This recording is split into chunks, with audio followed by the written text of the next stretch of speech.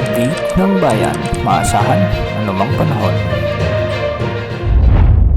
Magandang oras po sa ating lahat. Narito na ang update sa lagay ng ating panahon ngayon at sa susunod na 24 oras. Sa kasalukuyan ay nakikita natin sa ating satellite animations na maraming lugar ngayon ang nakakaranas ng mga may makakapal na kaulapan at ito ang nagdudulot ng mga pag-ulan sa maraming lugar sa ating kapuluan.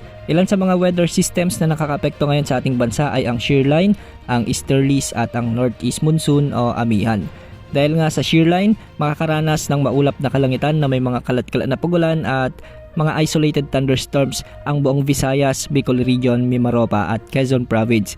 Sa ating satellite animation ay may mga ilang lugar sa mga nabanggit na lugar na may makakapal na kaulapan at pinag-iingat natin ang mga lugar na ito dahil posible ang banta ng flash floods o landslide lalo na kung may mga katamtaman at malalakas na pag-ulan. Samantala sa Caraga, Davao Region at Northern Mindanao ay easterlies o ang mainit na hangin mula sa karagatang Pasipiko naman ang nakakaapekto kaya ang mga lugar dito ay makakaranas din ng maulap na kalangitan na may mga kalat-kalat na pag-ulan at pagkidlat, pagkulog. Posible rin ang banta ng flash floods at landslides lalo na kung may mga katamtaman at minsan ay malalakas na pag-ulan din. Samantala amihan o northeast monsoon pa rin ang umiiral at nagdadala ng malamig na panahon at may mga maulap na kalangitan na may kasamang pag-ulan sa may Cagayan Valley, Cordillera Administrative Region kasama na ang Aurora.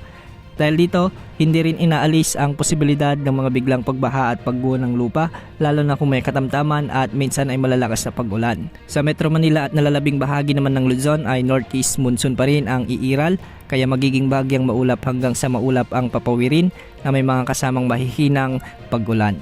Sa nalalabing bahagi naman ng Mindanao ay magiging bagyang maulap hanggang sa maulap ang mga kalangitan na may mga kasamang isolated rain showers and thunderstorms. Dulot naman ito ng easterlies. Posible rin ang banta ng mga flash floods at landslides. Samantala sa lagay naman ng ating mga baybayin, sa Northern Luzon kasama na ang eastern sections ng Central Luzon, Southern Luzon at Visayas ay posible ang hanggang 4.5 meters na mga pag-alon. Kaya pinag-iingat natin ang ating mga kababayan, lalo na yung mga kababayan nating mangingisda at may maliliit na pandagat na kung maaari ay iwasan munang pamamalaot o di naman ay dobleng ingat. Sa nalalabing bahagi naman ng Luzon at ang buong Visayas ay posible naman ang hanggang 3.5 meters na pag-alon.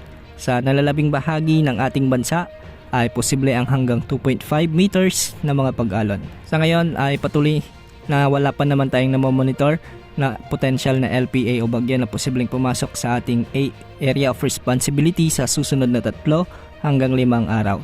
Bukas asahan pa rin ang pag-iral ng 3 weather systems na siyang magdadala ng maulap na kalangitan at kalat-kalat na pag-ulan sa maraming lugar sa bansa. Yan ang update sa lagay ng panahon. Ito po ang weather update ng bayan, maasahan anumang panahon.